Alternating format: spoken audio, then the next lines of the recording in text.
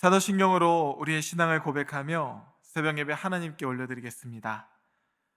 전능하사 천지를 만드신 하나님 아버지를 내가 믿사오며 그 외아들 우리 주 예수 그리스도를 믿사오니 이는 성령으로 잉태하사 동정녀 마리아에게 나시고 본디오 빌라도에게 고난을 받으사 십자가에 못 박혀 죽으시고 장사한 지 사흘 만에 죽은 자 가운데서 다시 살아나시며 하늘에 오르사 전능하신 하나님 우편에 앉아 계시다가 저리로서 산자와 죽은 자를 심판하러 오시리라. 성령을 믿사오며 거룩한 공회와 성도가 서로 교통하는 것과 죄를 사하여 주시는 것과 몸이 다시 사는 것과 영원히 사는 것을 믿사옵나이다. 아멘.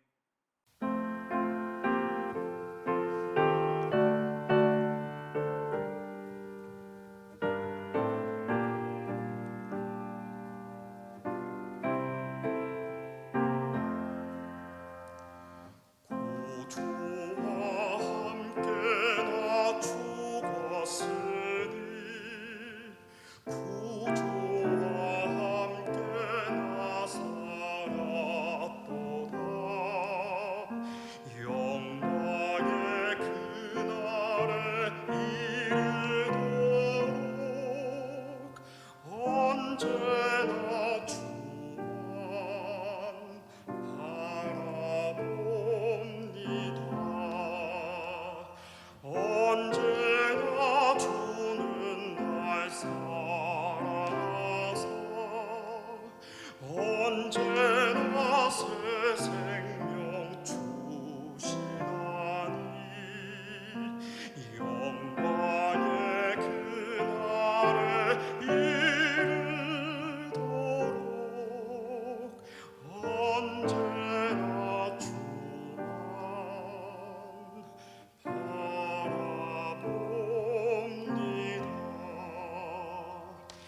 마음속에 시험을 받을 때와 무거운 근심이 있을 때에 주께서 그때도 같이 하사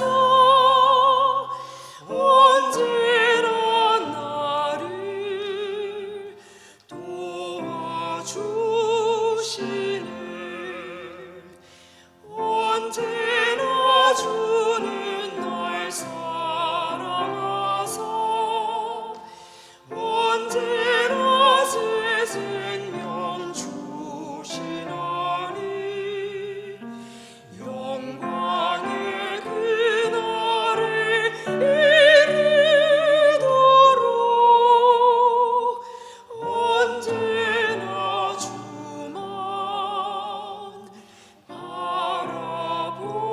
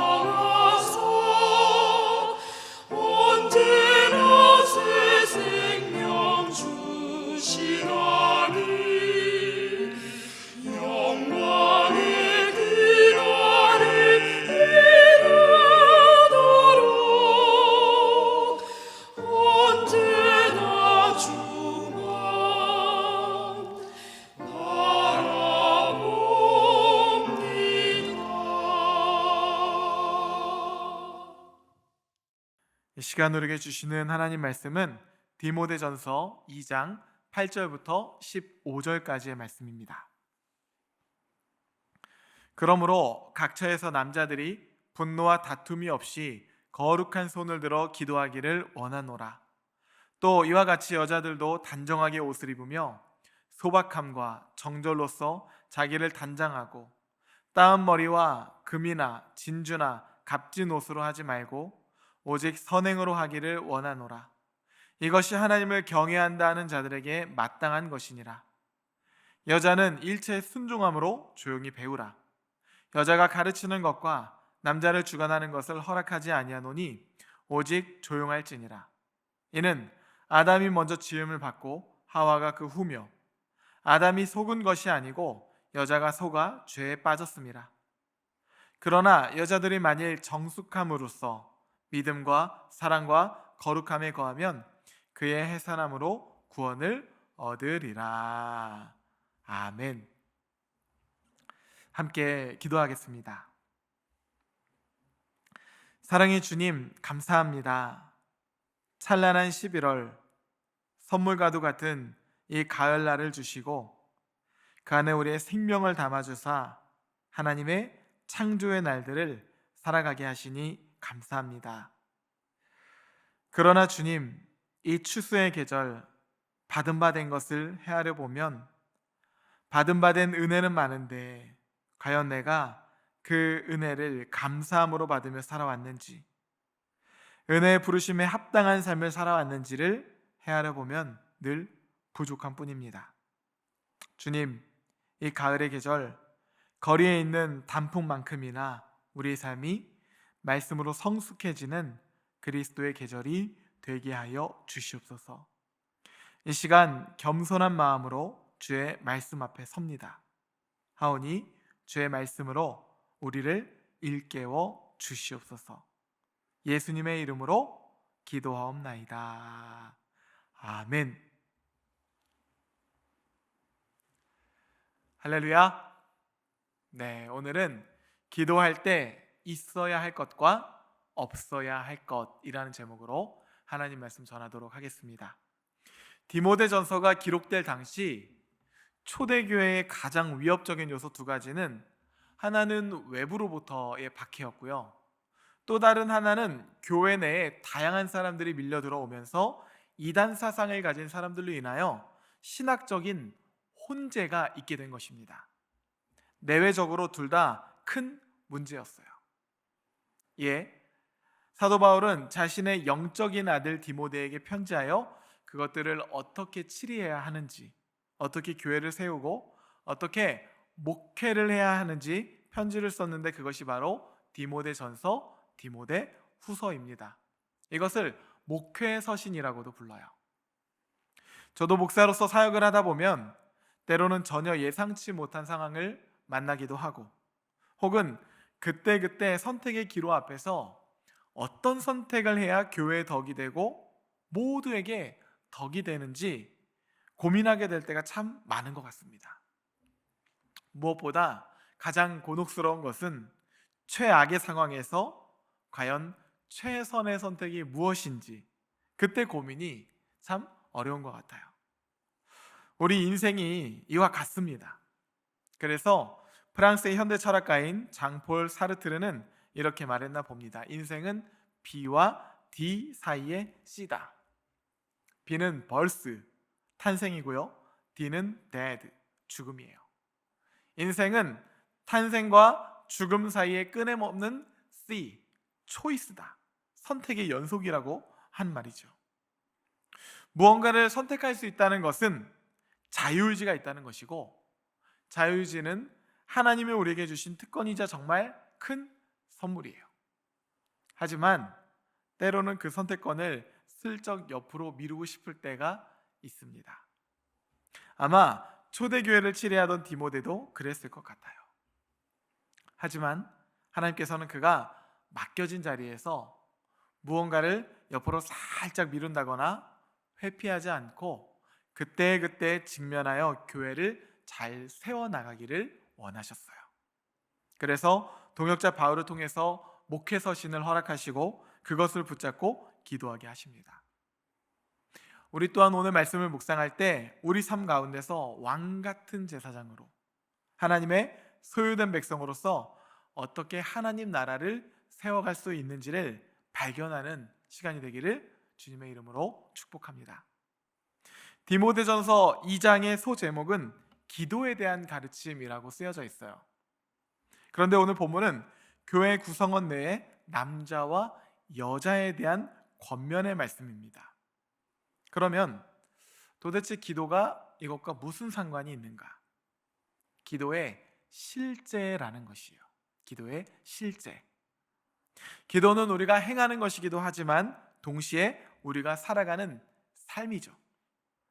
예수님께서 말씀이 육신이 되어 이 땅 가운데 오신 것처럼 우리 또한 하나님 말씀을 붙잡고 육신 가운데 살아가는 것, 그것이 바로 기도의 실제입니다.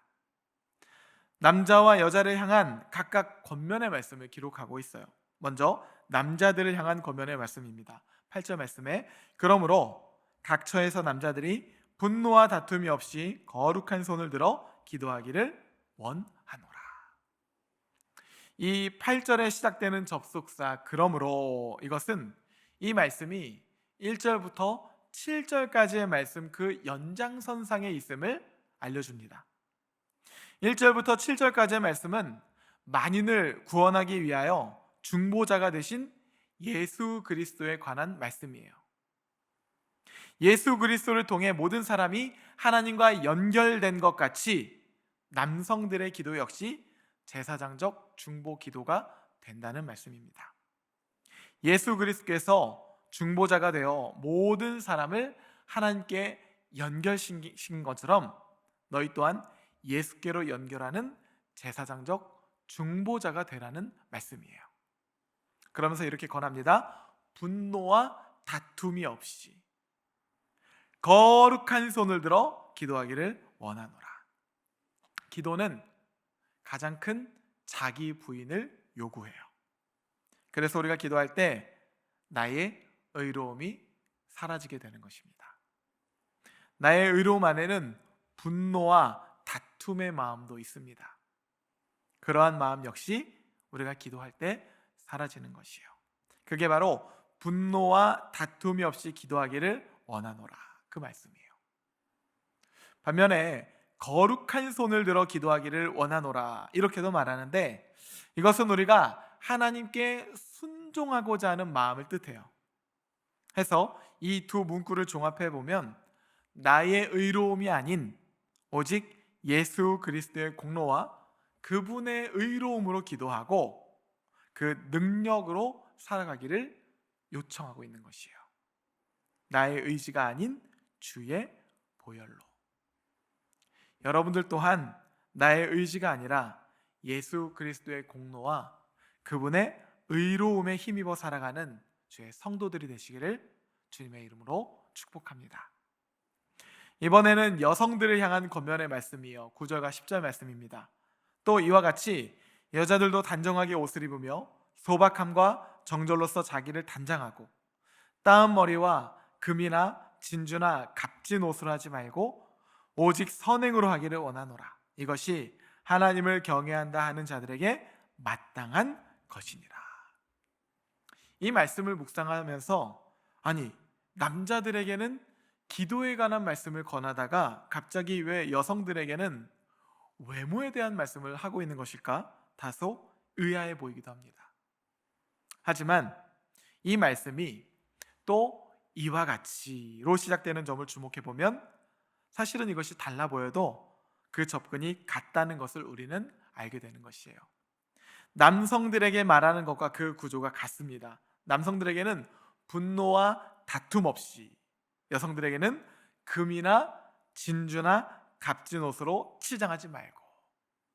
이건 역시 당시 여성들이 자신의 의로움을 드러내는 대표적인 수단이었어요. 남자들에게는 자신의 의로움과 자존심이 중요하다면 여성들에게는 시대를 막론하고 외모가 참 중요한 것 같습니다. 우리가 살아가는 시대도 크게 다르진 않은 것 같아요. 사도 바울은 그건 역시 자신의 의로움을 주장하는 삶이라고 보는 것입니다. 자신의 의로움을 주장하는 삶에는 역시 무엇이 있겠습니까?